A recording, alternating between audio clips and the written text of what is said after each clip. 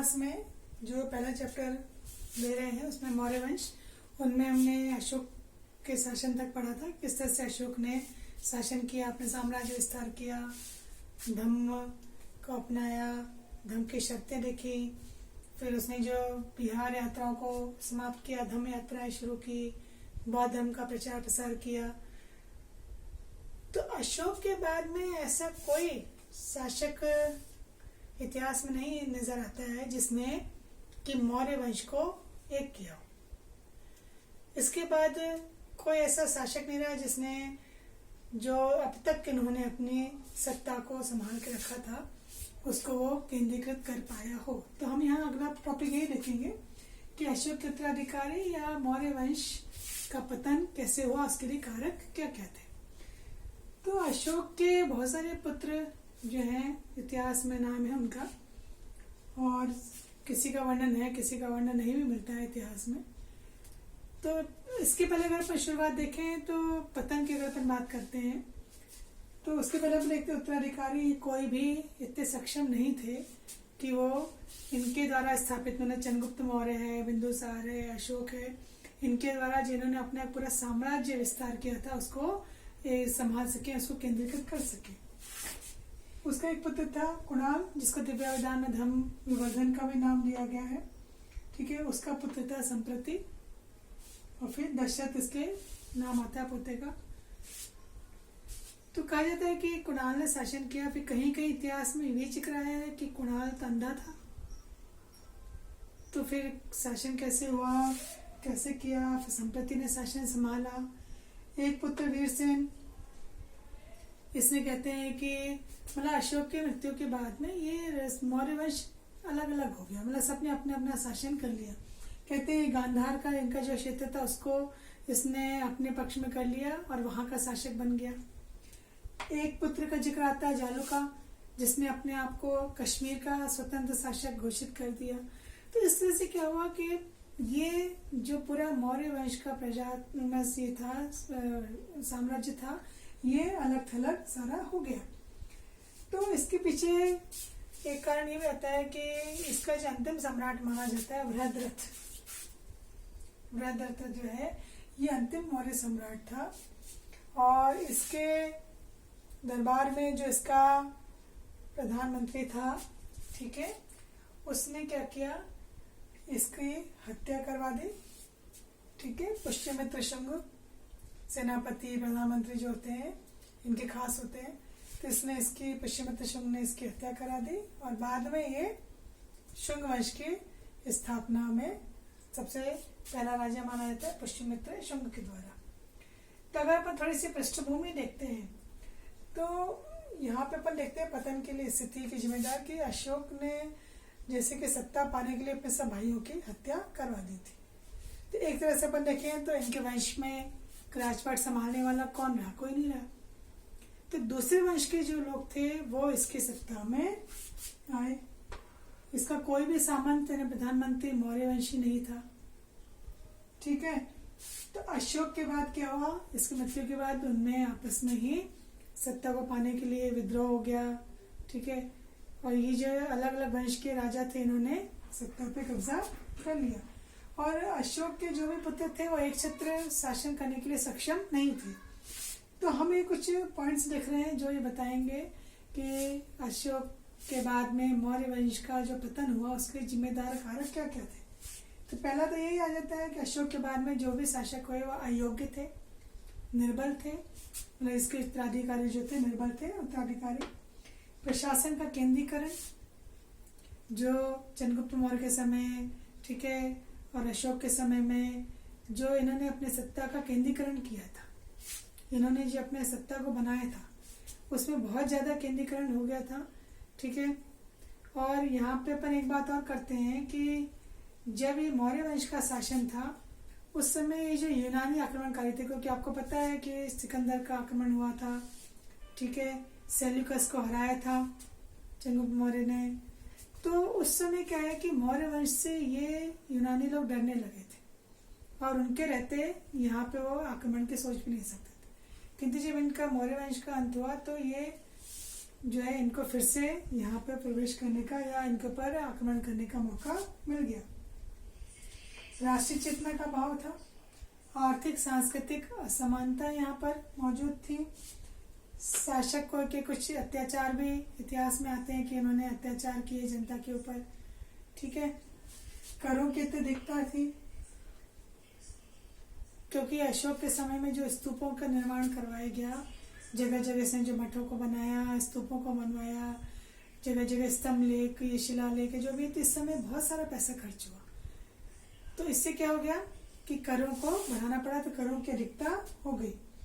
अशोक की धर्म थी, अशोक का जो झुकाव बौद्ध धर्म की तरफ हो गया था, ठीक है। तो इससे जो और शासक थे उस समय के, इनके वंश के जो और लोग थे, तो उस समय वो शिव के उपासक अपने आप को मानते थे, तो वो बौद्ध धर्म को नहीं मान रहे थे वो। तो ऐसे समय में धम्म नीति भी जो थी उसका भी विरोध कहीं कहीं हुआ। अमात्यों के अत्याचार, अमात्य ने इसके जो मंत्री थे उनके भी अत्याचार उस समय हो रहे थे। और आर्थिक संकट मैंने आपको बता ही दिया कि उस समय राज्य के ऊपर आर्थिक संकट भी था, राजकोष में जो है पैसों की कमी हो गई थी, क्योंकि बहुत ज्यादा जो है निर्माण कार्य में पैसा खर्च हो गया था। तो ऐसी स्थिति में हम कह सकते हैं कि ये पतन के लिए मुख्य कारण थे जो जिम्मेदार थे, जिससे यहाँ पे हम कह सकते हैं कि मौर्य वंश का जो था वो पतन हुआ। अब मैं आपको बुक में से भी बता रही हूँ जो इसमें दिया गया है कि अशोक के बाद में अगले 50 वर्ष तक कमजोर उत्तराधिकारियों का शासन रहा। अशोक के बाद में कुणाल राजा बना, जिसको दिव्यदान में धर्म विवर्धन कहा है। राजतरंगिणी ये भी एक ग्रंथ है, इसके अनुसार जालोक जो है, कहीं कहीं जालोक का नाम भी आया है, ये कश्मीर का शासक बन गया था, ठीक है। फिर अशोक का एक पुत्र था वीरसेन, वो गांधार का स्वतंत्र शासक उसने अपने आप को बना लिया था। कुणाल की भी मैंने बात की कि वो अंधा था, अंधा होने के कारण उसका प्रशासन उसके पुत्र के हाथ में आ गया था, तो भी कहीं कहीं जिक्र है कि उसने 8 साल शासन किया। फिर कुणाल के पुत्र दशरथ ने भी मगध में शासन किया, ठीक है। और कहते हैं कि नागार्जुन में जो गुफाएं थी उसको उसने दान में दे दी थी। इस वंश का अंतिम शासक अभी मैंने आपको बताया बृहद्रथ, ये अंतिम मौर्य सम्राट था। उसके ब्राह्मण मंत्री पुष्यमित्र शुंग ने उसकी हत्या करके और मगध में मौर्य वंश समाप्त हो गया और शुंग वंश की स्थापना हो गई। तो ये मुख्य कारण कह सकते हैं जो मौर्य वंश के पतन के लिए जिम्मेदार थे। फिर हम बात करते हैं कि जो पूरा मौर्य प्रशासन था इसकी विशेषता क्या थी। अभी अगर अपन देखें बच्चों तो अपने देश में जो 3 प्रकार की सरकारें हैं, एक तो केंद्र सरकार है पूरे देश के लिए, एक राज्यों में सरकारें होती हैं और एक स्थानीय सरकार। तो ऐसी व्यवस्था यहाँ पर भी थी कि केंद्र प्रशासन, प्रांतीय प्रशासन और नगर प्रशासन। तो मौर्य काल में पहली बार केंद्रीकृत शासन व्यवस्था हुई थी, मतलब राजा जो था वो केंद्र में था और राजा के पास सारी शक्तियां थी। पर एक यहाँ पे खास बात थी कि भले ही केंद्रीकृत हो, भले एक व्यक्ति के हाथ में सारी सत्ता हो, पर राजा निरंकुश नहीं था। उस समय के राजा जो थे निरंकुश नहीं थे। फिर इनका जो मंत्री था कौटिल्य चाणक्य, इसने एक राज्य में 7 चीजों का होना अनिवार्य बताया, 7 अंग एक राज्य में। कौन कौन से देखिए, सबसे पहले तो राजा होता ही है प्रमुख, राजा के बाद उसका मंत्री, 2 तो ये प्रमुख हो गया। फिर जनपद, मतलब उसका जो गांव होता है या जो उसका एरिया होता है। फिर जनपद में उसका जो राजा का महल होता है, दुर्ग, ठीक है। कोष, राजा का जो खजाना होता है, राजा की जो सेना होती है और राजा के मित्र या पड़ोसी देश जो दोस्त होते हैं। तो राजा हो गया, अमात्य हो गया, जनपद हो गया, दुर्ग हो गया, कोष हो गया, सेना हो गई और मित्र हो गए। ये 7 चीजें कौटिल्य ने बताई है। एक राज्य के लिए 7 अंग निर्दिष्ट किए गए। अब राजा के जो खास होते थे, जिनके आसपास पूरे प्रशासन होता था, जो राजा के करीबी माने जाते थे, जो सब मिलकर के कोई भी कानून बनाना है, कोई भी बात करनी तो विचार विमर्श करते थे, तो उनको भी जब नियुक्त किया जाना है तो उनकी पूरी जो है एक तरह से चरित्र का या परीक्षण इनका होता था। जैसे एग्जाम होते हैं ना, तो ऐसे इनकी भी पोस्ट के लिए इनका परीक्षण होता था मुख्यमंत्री या पुरोहित के लिए। तो इसके लिए जो परीक्षण होता था इसको नाम दिया जाता था उपधा परीक्षण। जैसे उपाधि कहते हैं ना अपन, मुख्यमंत्री की उपाधि है, पुरोहित की उपाधि है, तो ये उपधा परीक्षण जो होता था कि मुख्यमंत्री राजा करता था, ये राजा के द्वारा मुख्यमंत्री और पुरोहित की नियुक्ति उनके चरित्र की भली भांति जांच करके की जाती थी। इस क्रिया को उपधा परीक्षण कहा जाता था। उपधा परीक्षण। ये लोग मंत्रिमंडल के अंतरंग सदस्य होते थे और एक परीक्षा मंत्री भी होती थी, मंत्री परिषद जैसे होती है राजा की, वो भी यहाँ पर होती थी। ये यहाँ पर इतनी व्यवस्था थी।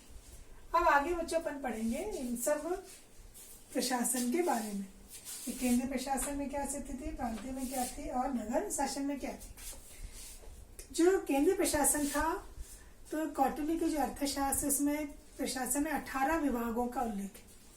18 विभाग जिनको तीर्थ कहा गया। तीर्थ मतलब ये घूमने वाले तीर्थ नहीं, अपन धार्मिक यात्रा करते हैं। अर्थशास्त्र में 18 विभागों का उल्लेख है तीर्थ। और तीर्थ का जो अध्यक्ष होता था उसको महामात्र कहा जाता था। और जो महत्वपूर्ण तीर्थ थे उसमें देखो मंत्री, पुरोहित, सेनापति और युवराज, ये 4 तीर्थ इसमें इन्होंने प्रमुख बताए हैं। मंत्री था, पुरोहित था राजा का जो, सेनापति और युवराज। एक पद होता था समाहर्ता का। ये जितना भी कार्य है राजस्व कर वर्ग का कार्य उसको एकत्रित करना, आय व्यय का ब्यौरा रखना, वार्षिक बजट तैयार करना, ये समाहर्ता के कार्य थे। ये क्वेश्चन है आपका। समाहर्ता के कार्य 3 कार्य है। राजस्व एकत्र करना यानी कर एकत्र करना, आय व्यय का जो भी लेखा जोखा वो रखना और वार्षिक बजट तैयार करना। इसके अलावा अलग अलग जो ये इन्होंने विभाग बताए हैं, इन विभागाध्यक्षों का भी इसमें उल्लेख किया गया। कौन कौन से विभागाध्यक्ष थे।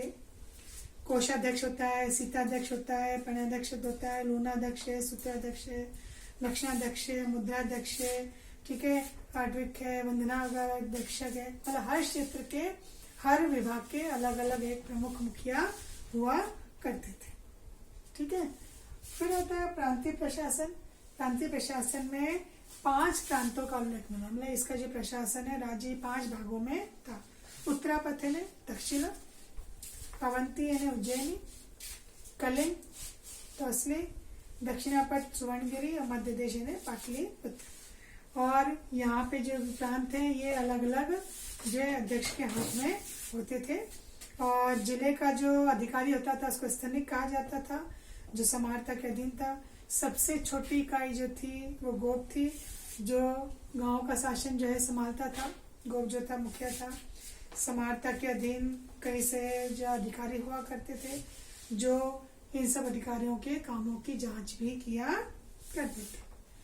और जो नगर प्रशासन था, इस नगर प्रशासन का प्रबंध 30 सदस्यों का एक मंडल करता था, जो 6 समितियों में विभाजित था, ठीक है। प्रथम समिति, द्वितीय समिति, तृतीय समिति, इस तरह से जो इसकी 6 समितियां थी जिनका कार्य करते थे। और प्रत्येक समिति में 5 सदस्य हुआ करते थे। आगे अपन बच्चों पढ़ेंगे इसमें हम यहाँ की सैन्य व्यवस्था, कुछ चर्चा में इनकी भी करेंगे, शासन की, और सैन्य व्यवस्था कैसी थी, यहाँ पर न्याय व्यवस्था कैसी थी, उसके बारे में हम अध्ययन करेंगे।